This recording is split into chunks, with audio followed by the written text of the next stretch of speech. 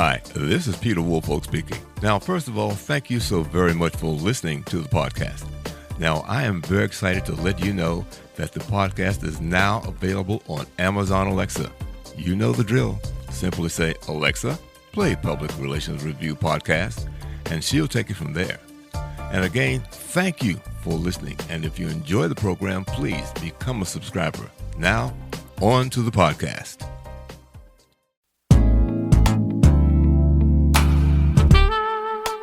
Welcome. This is the Public Relations Review Podcast, a program to discuss the many facets of public relations with seasoned professionals, educators, authors, and others. Now, here is your host, Peter Woolfolk. Welcome to the Public Relations Review Podcast and to our listeners all across America and around the world. Now, Apple has ranked this podcast among the top 1% of podcasts worldwide. And recently, FeedSpot listed this podcast as number 13 on its top 70 best public relations podcasts in the United States. So thank you to all of our guests and listeners for your continued support. And if you enjoy the podcast, please leave a review. Now, question. Most companies and organizations have an interest in expanding their brands. Promotional items can benefit organizations by way of an effective indirect marketing tool by subtly increasing brand awareness without overtly pushing sales. So just what are some of those benefits? My guest today will identify multiple benefits. She enjoys decades of successfully working with multiple companies and organizations with their brand growth and expansion strategies. So joining me today from Lafayette, Louisiana, is Amber Carter. She is the CEO of Loudmouth Marketing. Amber, welcome to the podcast. Thank you, Peter. Well, I'm excited to be here. Well, great. Great to have you here. So why don't we begin by having you give us a brief overview of your background? Sure. For the last 20 years, I was a cable executive. I was responsible for working with some of our affiliate partners to be able to sell the 30-second spot, so that commercial that comes on your television as you're watching your favorite program. I was responsible for working in operations to make sure that that spot aired and we could bill it. So that's what I did in the cable industry for 20 years. Well, so when did you decide to begin to and launch Loudmouth Marketing? That's a great question. So way before I was a cable executive, I was a pharmaceutical sales rep.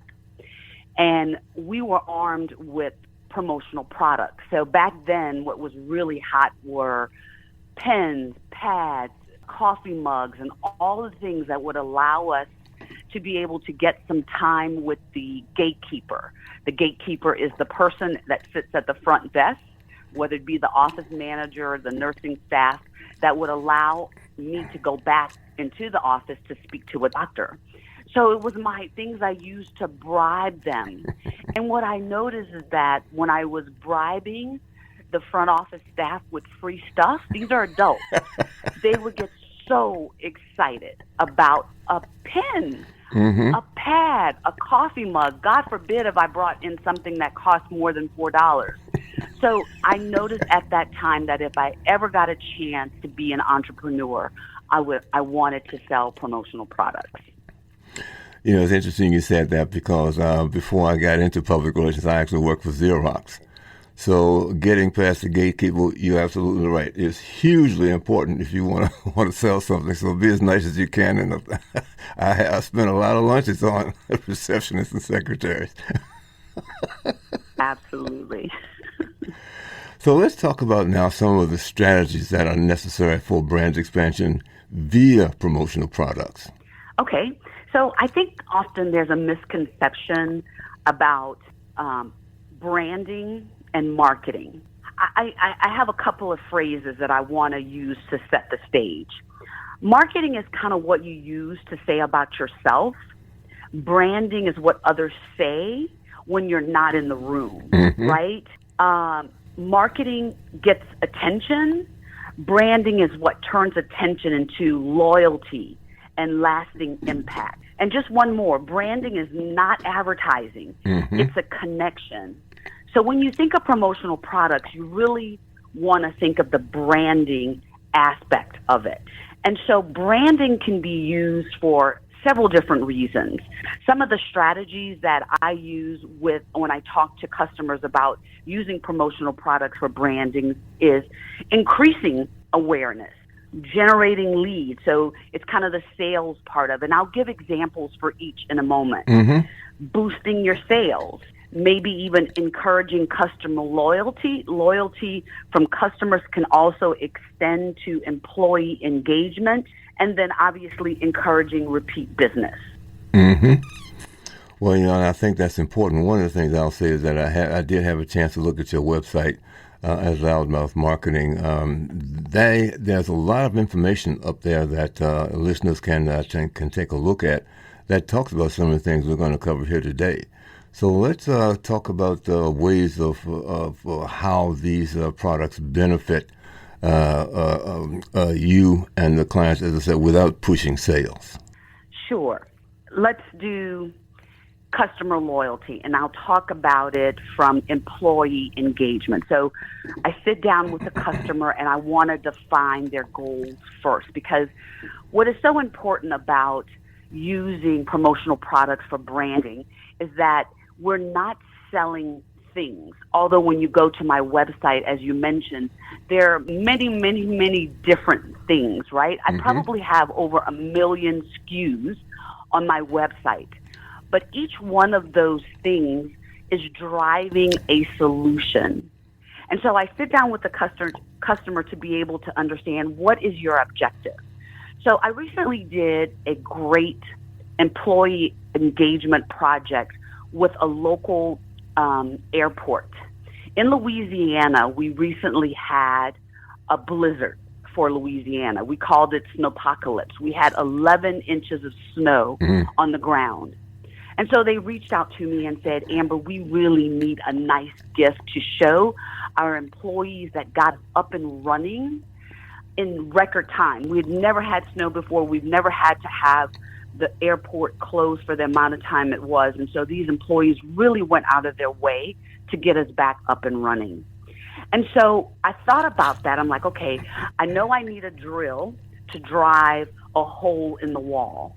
And I wanted to focus on more than the drill, but the hole in the wall. How can we creatively deliver something that would show employees that they were recognized for the work that they did? And always the trick is that there's a budget.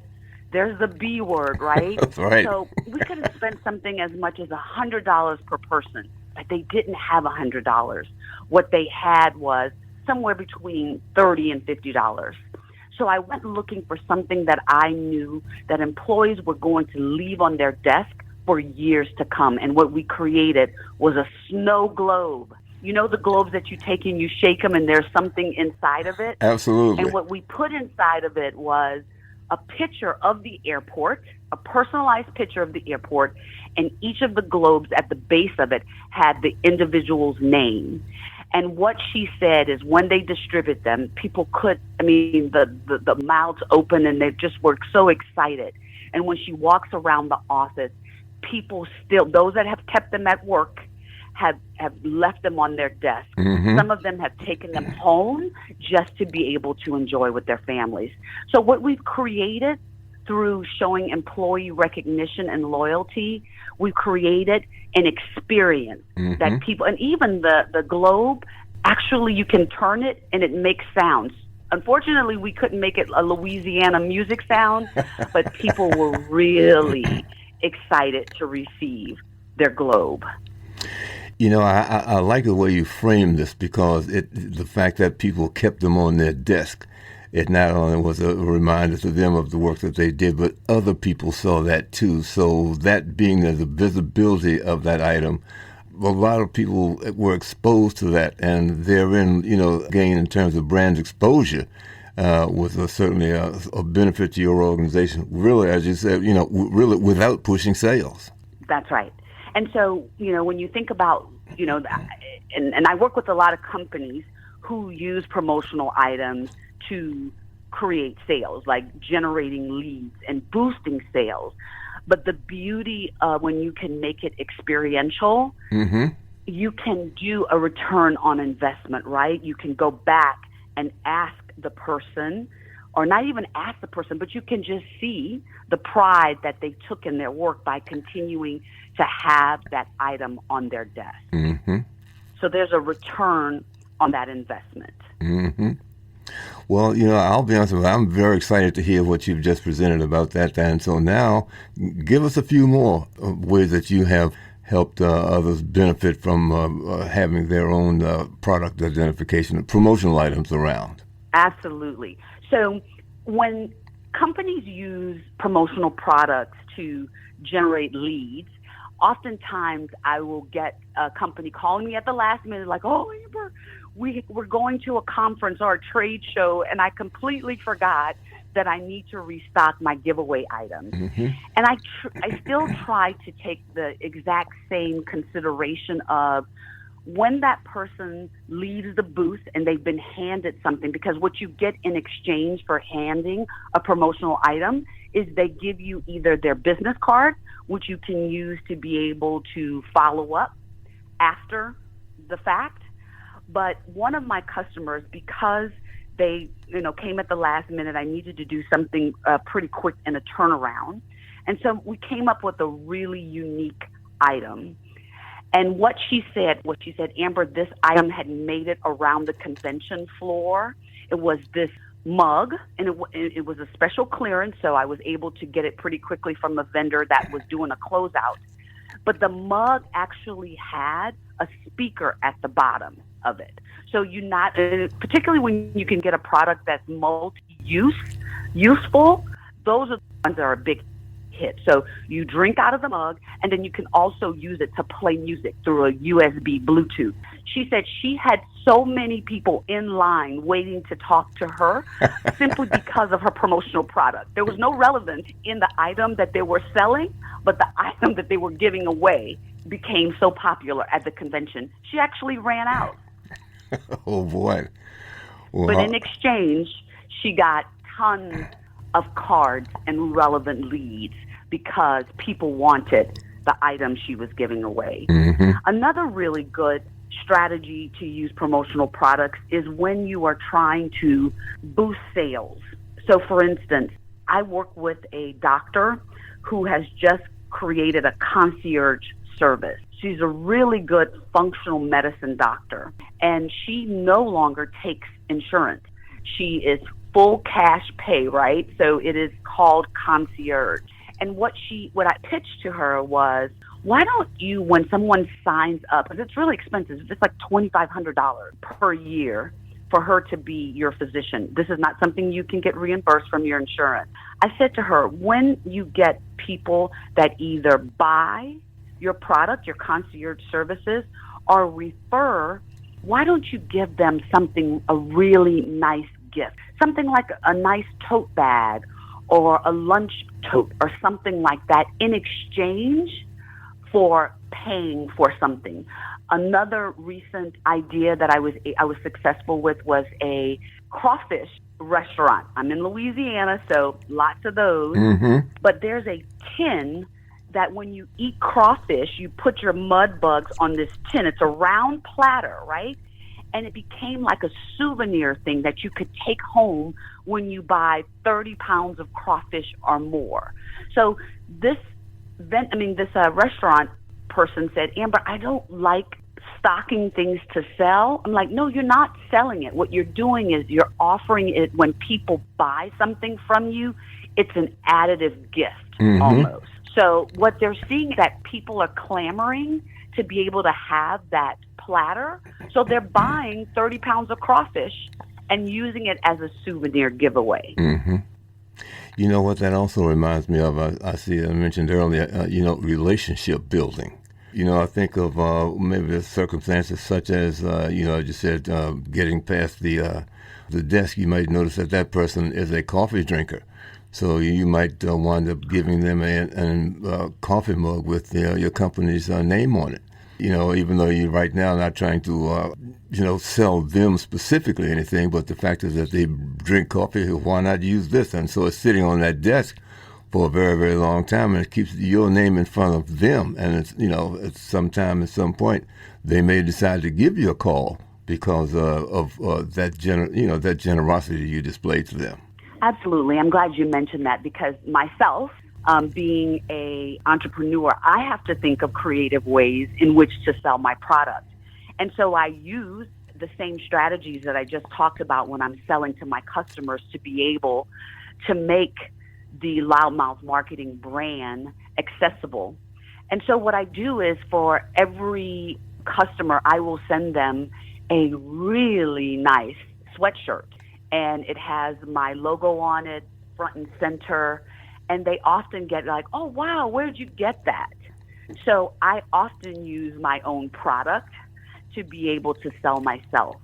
So I will often give useful items to my corporate customers, like you're saying, that they might need coffee mugs for their employees. Mm-hmm. Well, instead of them having to brand their own coffee mugs, I will make a donation towards their company with my logo on it. Mm-hmm. So you're absolutely right. Anytime you can make people your walking billboards, then I mean, there's nothing better than when you leave a conference and, the attendees have the backpack on that you just gave away in the airport, mm-hmm. and you see it. So there's not a better feeling that that your ROI has been well spent. Well, just out of curiosity, what has been one of your most difficult but well-deserved, if you will, accomplishments in selling to a company that, you had to jump through a lot of hoops to get it, but once you did, it really did pay off. Do you have any stories like that you can share with us? I have more than one story okay. like that. Yeah. So, being a small business, I have the flexibility in pricing. I don't have a lot of overhead right now. I'm not doing a lot of advertising, like that 30-second spot. I'm not investing in that. What I do have are a lot of testimonials from clients that have worked with me and have been able to say, if you want the best price, the right product, on-time delivery, work with Amber and Loudmouth Marketing. And so the hard part is coming into an established business, Peter, and asking for the business when they've been working with a promotional products vendor for 10 years, 5 years, and they have a relationship. So relationships that are already built in are hard to break into. Mm-hmm. But here's what I often do. I ask for just that one time, and I ask them to let me save them 30% or more. And they are curious because they're like, how in the world can you save me just 30% off the top? And when I do it, they often ask, okay, my existing vendor has been robbing me. The fact that you're able to come in and undercut his price mm-hmm. and save me some money, because when it comes to the bottom line, particularly in this economy, oftentimes promotional product budgets are ancillary. It's not a part of how you do day-to-day business. And so companies that still have it are very fortunate, but there are many companies right now who are cutting those budgets. So I'm having to come in and show them that let me help you save some money. And when I do that, normally I will get some repeat business. Mm-hmm. Well, I think that is one of the, primary drivers of sales is sell the benefits. If you can sell, and one of the benefits is saving money, that's hugely interesting to, I would imagine, everybody that's listening. Maintaining a budget is important to any and all businesses. Absolutely. And oftentimes what I'll get, Peter, when I talk about, budgets are tight, people often go, we've used promotional products before. We just don't know if they work. And so here's how I show them that they work. I'll say, whatever you're going to use, let's do a QR code on that product, because you can actually put, I'm not sure if you understand when I say a QR code and you take your phone and use it to be able to you can use tracking information to determine how useful that product was to be able to track conversion. You can use like a special offer or discount tied to the promotional product to measure direct impact. So there are lots of ways where people will go, Amber, been there, done that. We didn't like it. And so I asked them, did you put any measurements in place to see where did your products land? Did they create conversion? And then they will probably say no. So then I'll offer them that solution. And that solution is often impactful when they can go on social media and see people taking pictures alongside, whether it be an award, a T-shirt. That's the loyalty that you want to get when you make people your walking billboard. Mm-hmm. You know, you mentioned several important things. As I said, I was in sales years ago when I was at Xerox. And, the bottom line is that you have to solve your customers' problems. It's not you about, getting bonuses or selling anything. It's about you solving their problems. If you can do that with your equipment, then you do have a sale. And, whatever your product is, they have to see what the benefit is. And that's what really begins to turn the corner or make people willing to sign the checks, if you will. Yes. Repeat business. Encouraging repeat business is also another strategy of promotional products, particularly when I can, let's say a small mom and pop. Yeah, they sell, let's say the butcher shop, because a lot of my target customers are small and medium-sized businesses. One business is a butcher shop in Atlanta, Georgia. I asked them, I'm going to give you some free merchandise to put on your shelf with your logo, and let's see if it moves. And do you know the thing that moved so much was that people were traveling a long way to get butchered meat from them. Mm-hmm. And they needed to be able to put it on ice.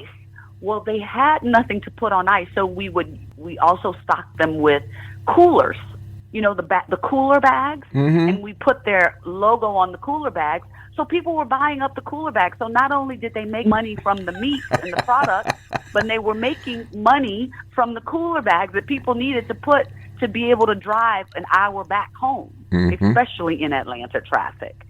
So anytime you can, and then what would happen is that people would come back to get more food with the cooler bag. Mm-hmm. So the cooler bag began having longer shelf life. Mm-hmm. And so that was great testimonial from that customer. Well, that again is solving problems. I mean, that's basically what it is you do. How can I'm here to help you solve your problems. That works each and every time. Each and every time. Now, do you have any other complex, if you will, stories that you tell or ways that you went about solving customers' problems, using your promotional items? Yeah, I mean, just right now, Peter, talking about industry, there are headwinds right now that the tariffs, particularly in China, mm-hmm. I often source a lot of my products overseas because that's where I can get the best bang for my customer's buck, right. Literally. Mm-hmm. Because things made in America tend to have a higher price tag to source. And so oftentimes I will get customers that just waited to the last minute or, even with Mother Nature, having to contend, and you go like, what does Mother Nature have to do with promotional products? Well, with all the storms and all the things that happen, UPS will not deliver a product even though my customer says, hey, my award ceremony is tomorrow, and UPS says, no, I cannot get you your delivery tomorrow.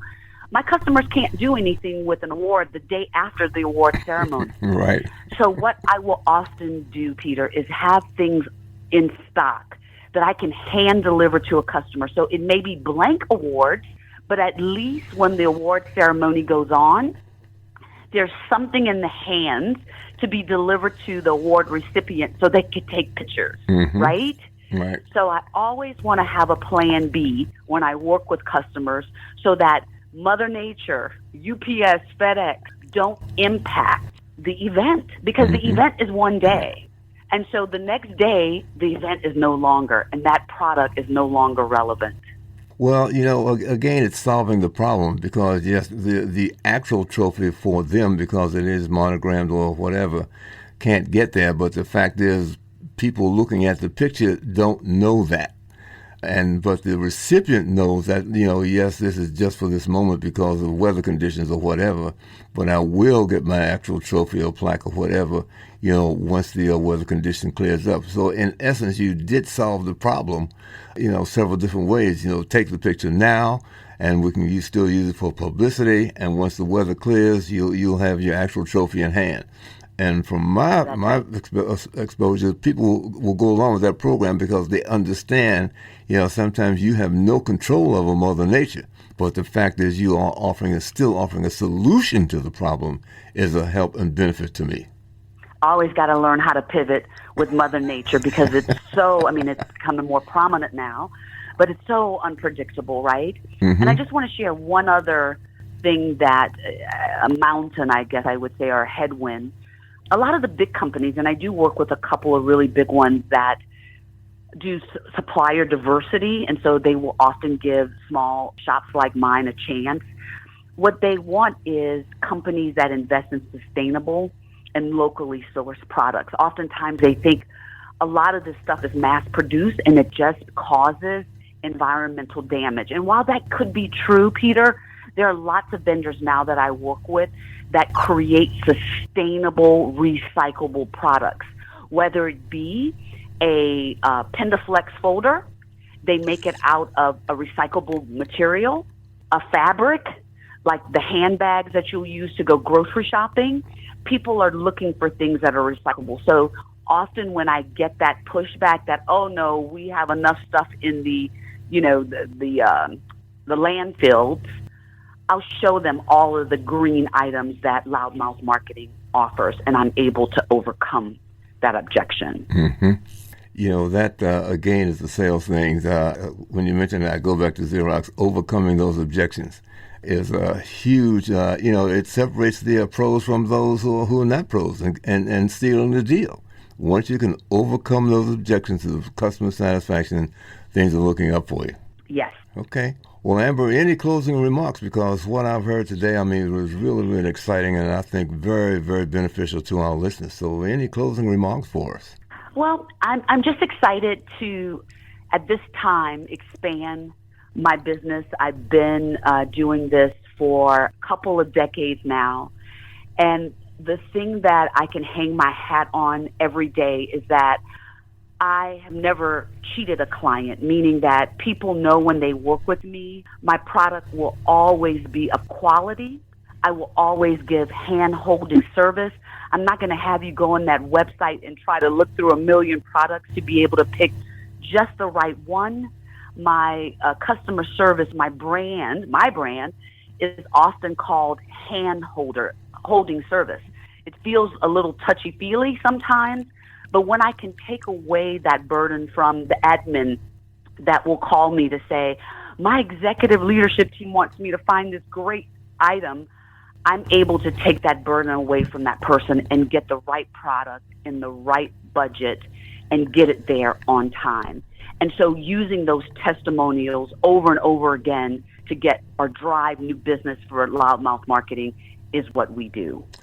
Well, Amber, I certainly appreciate your taking the time to come on our podcast to talk about the success of Loudmouth Marketing. And I have no doubt that our listeners will learn a lot from what you've had to say here today. So once again, thank you so much for being our guest. Thank you, Peter, for the time. And I greatly, greatly appreciate it and would love to do it again. Okay. This was fun. Thank you for making it fun. Well, thank you. And to my guests, let me say thank you. And you will certainly benefit from the wisdom that Amber Carter has shared with you today. Once again, Amber Carter, she's the CEO of Loudmouth Marketing. I'd urge you to go take a look-see at her website. I've been there, and there's some really, really good-looking stuff there, so I'd urge you to take a look-see. The one other thing I'll ask for, if you've enjoyed the podcast, certainly leave us a review, and we certainly appreciate it, and share it with your friends and colleagues. And don't forget to listen to the next edition of the Public Relations Review podcast. This podcast is produced by Communication Strategies, an award-winning public relations and public affairs firm headquartered in Nashville, Tennessee. Thank you for joining us.